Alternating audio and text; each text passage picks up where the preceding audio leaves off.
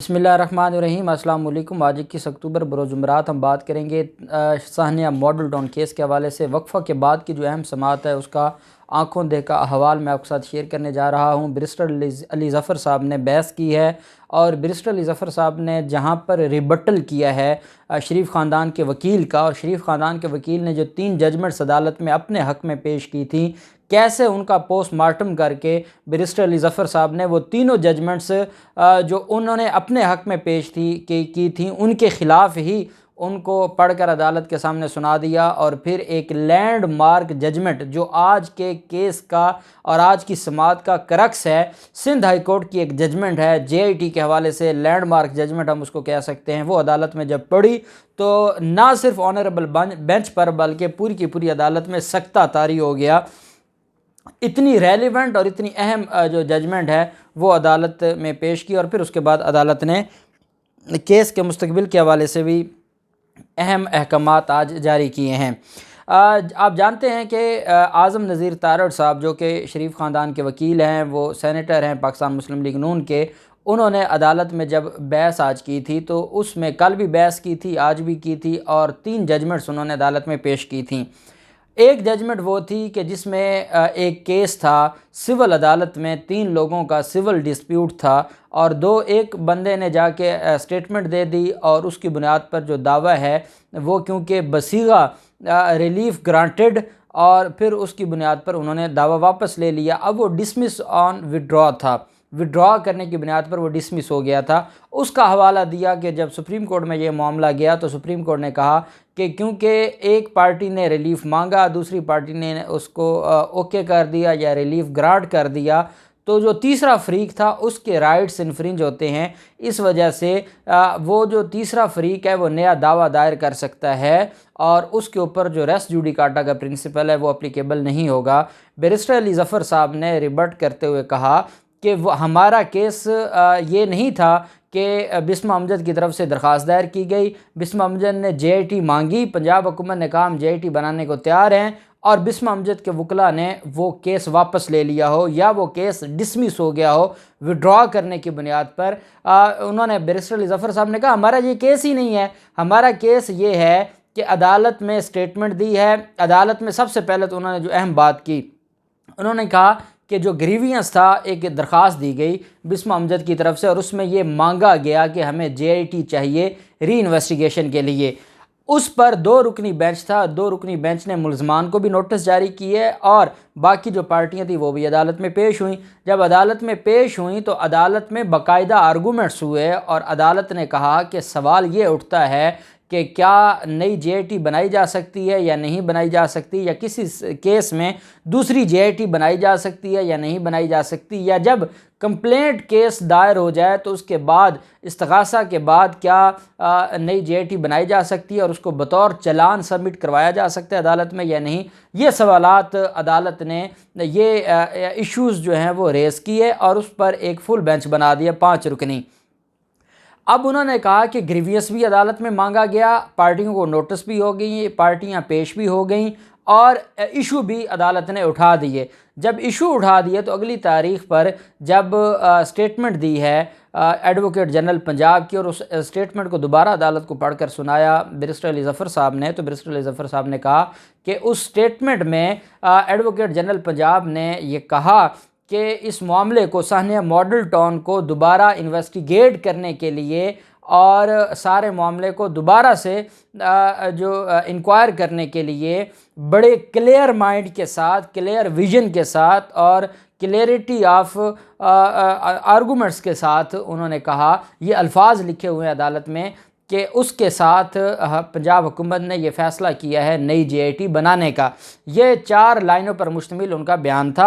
उसमें उन्होंने कहा कि इन्वेस्टिगेट करने के लिए जो क्लियर माइंड के साथ पंजाब हुकूमत ने यह फ़ैसला किया है कि वो नई JIT बनाना चाहते हैं और नई JIT बना दी जाए। जब ये मामला आया और जब ये सवाल उठाया गया और जब ये स्टेटमेंट दी गई तो अदालत ने कहा कि इस स्टेटमेंट की रोशनी में जो रिलीफ था वो मिल गया है और जो मांगने आए थे एग्रीव्ड उनका ग्रीवियंस पूरा हो गया है। अदालत ने इस केस को ये नहीं कहा, अदालत के पास दो ऑप्शंस थी, या तो अदालत कहती कि नहीं एडवोकेट जनरल पंजाब आप जो स्टेटमेंट दे रहे हैं आपकी अपनी जगह स्टेटमेंट, लेकिन इसमें लीगल क्वेश्चन है, हमने इशू रेस किए थे, तो वो पहले उसके ऊपर बात कर लेते हैं, क्योंकि अदालत सेटिस्फाई हो गई उस स्टेटमेंट से। एक तो अदालत उसको कह सकती थी कि स्टेटमेंट के बावजूद अदालत को पाबंद नहीं थी कि स्टेटमेंट की बुनियाद पर डिस्पोज ऑफ करती। दूसरा, अली ज़फ़र साहब ने कहा कि अदालत ये भी कह सकती थी कि ठीक है आपका ग्रीवियंस पूरा हो गया तो आप अपनी दरख्वास्त वापस ले लें। ना अदालत ने दरख्वास्त वापस लेने को कहा, ना अदालत ने एडवोकेट जनरल को ये कहा कि आपकी जो स्टेटमेंट है हम उसको नहीं मानते और हम मेरिट के ऊपर देखना चाहेंगे। इसका मतलब ये हुआ कि अदालत सेटिस्फाई थी उनकी स्टेटमेंट से, और जो आर्गूमेंट्स हो चुके थे अदालत उनसे भी सेटिस्फाई थी। अदालत ने कहा कि डिस्पोज ऑफ अकॉर्डिंगली, कि उस स्टेटमेंट की रोशनी में हम केस को डिस्पोज ऑफ कर रहे हैं। अब बैरिस्टर अली ज़फ़र साहब ने कहा कि ये केस कोई डिसमिस नहीं हुआ था विड्रॉ होने की बुनियाद पर, ये डिस्पोज ऑफ का केस था, इस बुनियाद पर जो इनकी प्ली है वो गलत है। फिर उसके बाद जो दो और केसेस थे उनके ऊपर भी बैरिस्टर अली ज़फ़र साहब ने बड़ी डिटेल में बात की, और बैरिस्टर अली ज़फ़र साहब ने कहा है कि मामला सिर्फ ये है कि जितनी भी जजमेंट्स पेश की गई हैं उसमें मामला ये था कि सिविल कोर्ट से नीचे से कोई केस शुरू होता था, वो हाई कोर्ट जाता था, हाई कोर्ट से सुप्रीम कोर्ट जाता था, और सुप्रीम कोर्ट ये देखती थी कि आया सिविल अदालत ने या ट्रायल कोर्ट ने रेस जुडिकाटा का प्रिंसिपल अप्लाई होता है या नहीं होता। हमेशा केस नीचे से ऊपर आते हैं।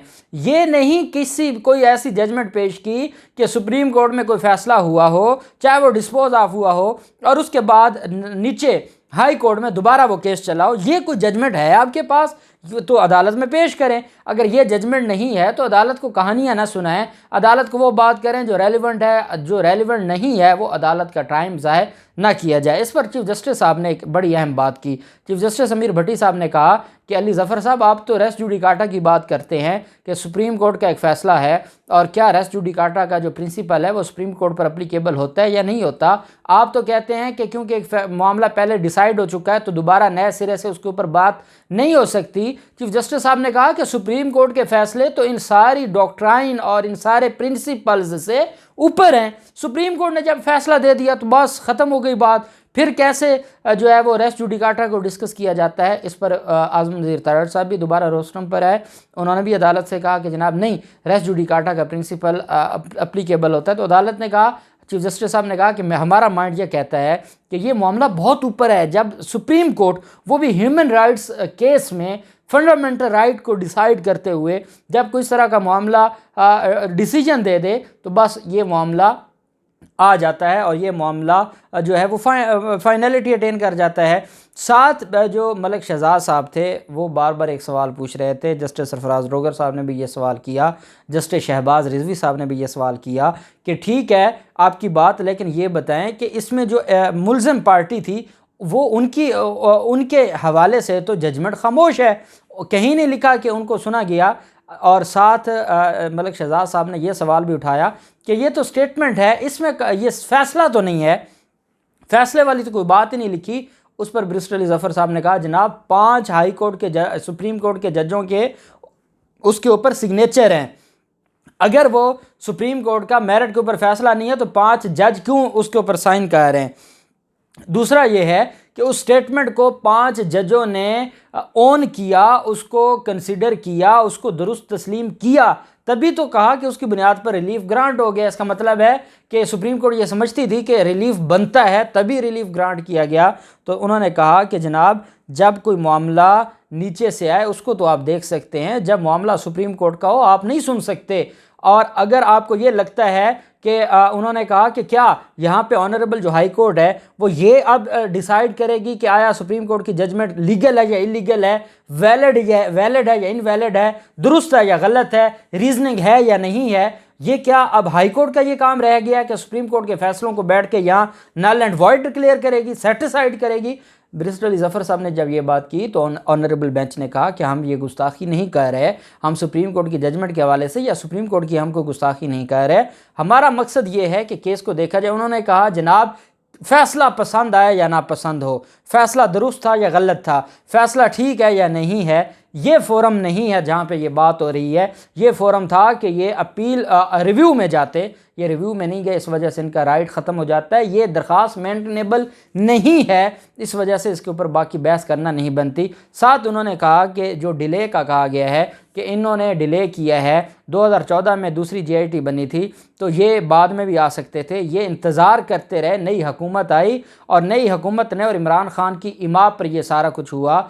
उस पर बैरिस्टर अली ज़फ़र साहब ने कहा कि 12 मई 2007 को एक वाक़या हुआ, एक सान्या हुआ जब साबिक़ चीफ़ जस्टिस इफ्तिखार चौधरी जिनको मज़ूल किया गया था और वो सिंध हाई कोर्ट बार की किसी तकरीब में ख़िताब करने गए तो कराची में हालात ख़राब हुए और उन हालात ख़राब होने की वजह से 50 लोगों की डेथ हुई और सैकड़ों लोग उसमें ज़ख्मी हुए।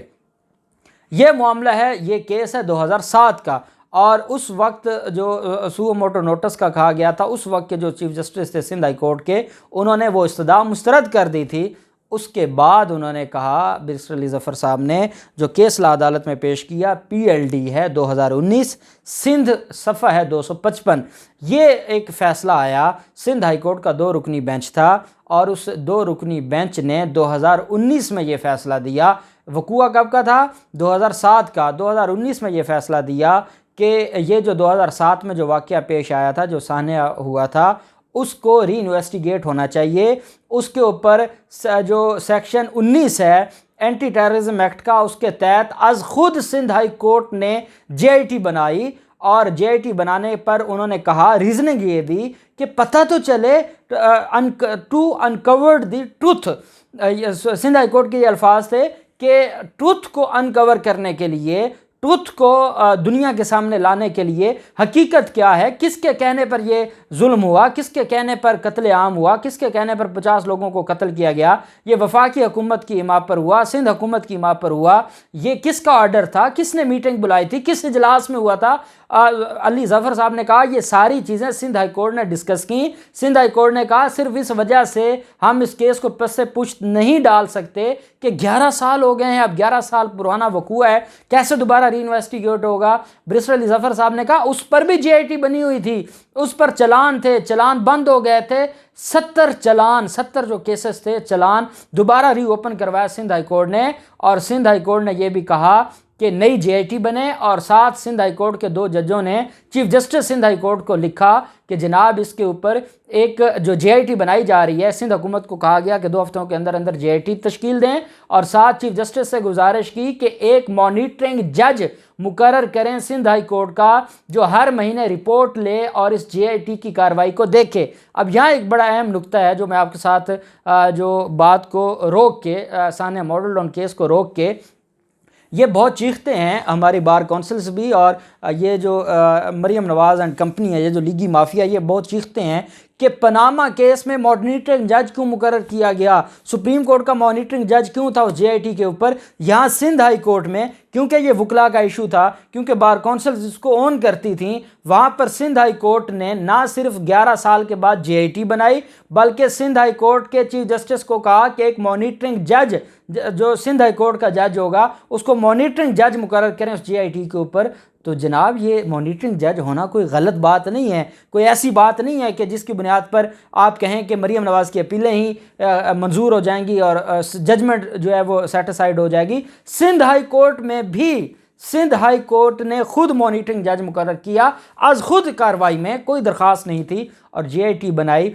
तो बैरिस्टर अली ज़फ़र साहब ने कहा जनाब यहाँ तो सिर्फ 2018 में ये केस है, 2014 का केस है, 2018 में दरख्वास्त दी जा रही है, 3 साल हुए थे, 3-4 साल बाद JIT अगर बनती है तो उस पर ये एतराज़ करते हैं। वहाँ पर सिंध हाई कोर्ट ने 11 साल पुराने वकूए की JIT बनाई, और क्यों बनाई, हमारा भी वही मौक़िफ़ है जो सिंध हाई कोर्ट का है कि भाई असल बात तो पता चले कौन कातिल है, क्यों कत्ल किया गया, कहाँ मीटिंग हुई, कौन कौन उस मीटिंग में शामिल था, किसके ऑर्डर्स थे, किसने पुलिस को भेजा, पता तो चले कि किसने कत्ल किया है। और कम अज़ कम मकतूलीन की फैमिलियों को ये तो पता हो कि किसने कत्ल किया है। बस सिर्फ टू अनकवर्ड द ट्रूथ, इस पर्पज़ के लिए हम चाहते हैं कि JIT बनाई जाए। ये एक ऐसी लैंडमार्क जजमेंट आज पेश की है बैरिस्टर अली ज़फ़र साहब ने कि जिसके बाद इफ़ एंड बट ख़त्म हो जाते हैं और पूरी कमरे अदालत में सख्ता तारी हो गया बैरिस्टर अली ज़फ़र साहब के जजमेंट पर।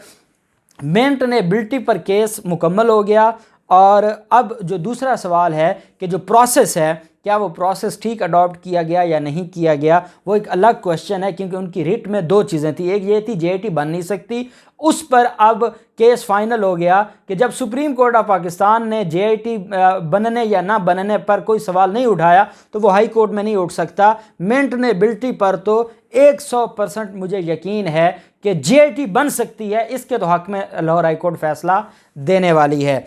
और इसको अलग से जो है वो पेंडिंग कर लिया है कि साथ दूसरे सवाल को भी हम बहस सुन लें ताकि इकट्ठा डिसाइड करें, बजाय इसके कि हम मेंटेनेबिलिटी पर आज डिसाइड करें, ये फिर नई रिट फाइल करें, फिर नई लिटिगेशन हो। तो हम दोनों सवालों को देख लेते हैं। मेंटेनेबिलिटी से मुराद ये है क्या नई जेआईटी बन सकती है या नहीं बन सकती। अगर वो मेंटेनेबल नहीं होगी तो लाहौर हाई कोर्ट ये फरमा देगी कि जो इस हद तक इनका केस है वो काबिल समात नहीं है कि नई जेआईटी बन सकती है या नहीं बन सकती। अब बात आ जाती है प्रोसेस पर।